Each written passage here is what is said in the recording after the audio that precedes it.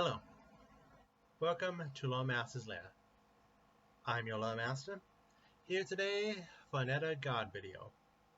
It's mosquito season, to say the least. So, that sounds like a good excuse as any for today's video to be around Ghlaunder, the Gossamer King, god of infection, parasites, and stagnation. Let's get started. As per usual, let's look at where you can find Ghlaunder, even if you might not want to. Gods and Magic is usually the best place to catch the bug, but first edition is scarce. Second edition is a better place to look. As for the full effects, there is no appearance in back matter, so Inner Sea Faiths is going to be the main vector to gain information. Inner Ventures is where you are going to want to look to see the extent of the spread. Finally, extra factors you need to worry about are spread from the Book of the Damned, Gods and Magic, and the original Pathfinder Player's Guide, along with some looks in real life. Desna, through her various travels, once came upon a cocoon in the depths of space. Always curious, she poked the form. However, this was all in the emergence of the creature within, a beast known as Ghlaunder, who flew away before anything could be done. Desna instantly was filled with regret and swore to hunt down the creature, all while the creature revels from its own place in the universe. Ghlaunder appears as a mosquito, bloated with blood and parasites. Its nose is pointed and barbed, ready to drain as much of the victim as possible. Ghlaunder rejoices in the spread of diseases and tends to create a disease which will infect all living creatures. He sends out his worshippers to act as parasites, infesting communities, infecting other religions, all to find a way to spread disease from within.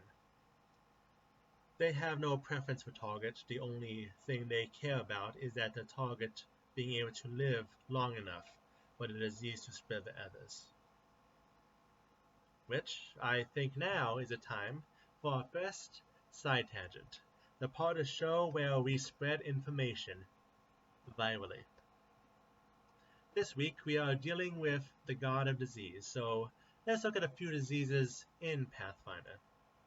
Both of them ones we know so well. The first is the bubonic plague. One of the three different kinds of plagues, divided by how they are spread. The bubonic plague is transferred through the skin by bites of infected fleas, then infect and travel through the limbic system. They are known for leaving marks and characteristic swelling, which makes it, by description, the most likely cause of the Black Plague. Bacteria are difficult to do archaeology on. But in addition to the Black Plague, there are less solid theories that the bacteria also caused the Plague of Justina in the 6th century, and a major outbreak in Asia in the 1800s. It is also an official disease on Ghlaunder, but no major plagues known there. The faith of the Gossamer King, where it is found, most often has the worshippers working to spread diseases. This can be direct, but one of their favorite methods are subverting the faiths of another god and slowly turning its worship against away from the deity, I guess not against it. Especially if that faith is of Desna. Typically, the faiths gather around stagnant pools, where the water for bloodletting and baptisms are used. The greatest of rituals have living sacrifices to be fed to the mosquitoes, leeches, or worse in the area. And often the sacrifice has a chance to escape, but only after they have been unknowingly infected, released to spread their plague across the region. The church is unorganized, each individual working more to spread their worship than letting it fester insularly. The goal at all times is the spread of disease, and the priesthood works to make an art out of it. Sure, a simple sneeze, a handshake, or handing out infected blankets are one thing, but infecting entire towns, all while tearing apart the systems and communities which would stand in the way of the spread, that is something to be glorified.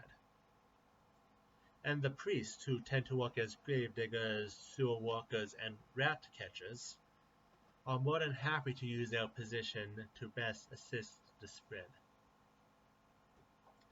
Which seems like a point to look towards Side Tangent 2, another disease shared by both Ghlaunder and Earth. Leprosy. While there is a modern nervous system disorder with the same name, we are talking about the disease originally called psoriasis in Hebrew. It was the Greeks who translated it to leprosy. Examining the disease as described in the Bible, theories have brought about that leprosy is not one disease, but actually various skin diseases which the ancient people were not able to differentiate through their not quite evolved science yet.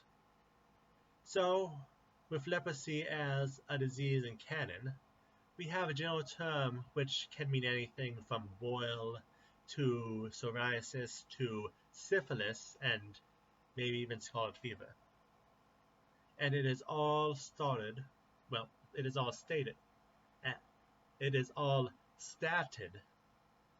though for one E. Temples and shrines for Ghlaunder are rare in civilized areas.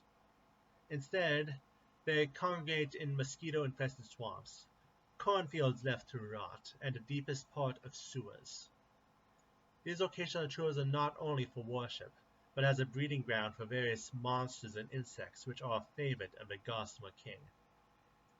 It also gives easy access for the worshippers to allow these creatures to infect their own bodies. Ghlaunder's home is deep in the abyss, in a swamp by the name of Buzozil. Here, souls which were killed by poison and pollution reform in various demonic forms, though many others are simply devoured by the god, even including those who are the most faithful to him. Disease is not choosy. And on to our third side tangent. Let's take the time to look at fellow deities to Ghlaunder, the deities of diseases. We have obvious ones like Apollyon the horseman of pestilence, and the demon lord Zith-Vasog. However, we also have some Lovecraftian spreaders like Zarandor and Aboth. But then we have Barbatos, who brings about corruption like a disease, and Giselda and Zora, demon lords of lycanthropy and vampirism, which are their own kind of diseases. But when we are talking about the champion of diseases, it is of course the demonic harbingers. Need to stress that. Who have Vashash for incurable afflictions, Zisistride for parasites, Tamede for fungi and infected runes, and Maniok for organ failure. Harbingers are never pleasant. Now let's take a moment to look at other information on the god of parasites. His worship is strongest in the areas most known for mosquitoes and other infestations in the inner sea region, the southern lands, the Margin Expanse, and Mauricia.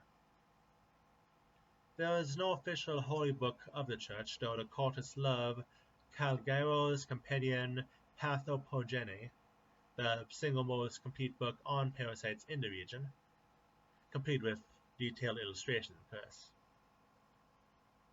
Finally, there are no holy days for the faith, but days that are warm and have heavy rain are celebrated as ideal breeding weather for parasites. And now, let's look at those who would ally with a giant mosquito. Starting with planar allies, the buzzing Maya is a water elemental, infested with disease, and surrounded by at least 2 swarms of mosquitoes at all times. The mere touch of him spreads filth fever. Saserac is a giant dire rat, gargantuan-sized dire rat I'm talking about, who is known to lay around lazily. It is the flies, maggots, and diseased rats who live in his skin who do the work. And Ghlaunder's herald is Blood Bloat, a creature who appears as another giant mosquito. This creature specifically works to drink divine blood, and has succeeded in tasting gods and draining demigods.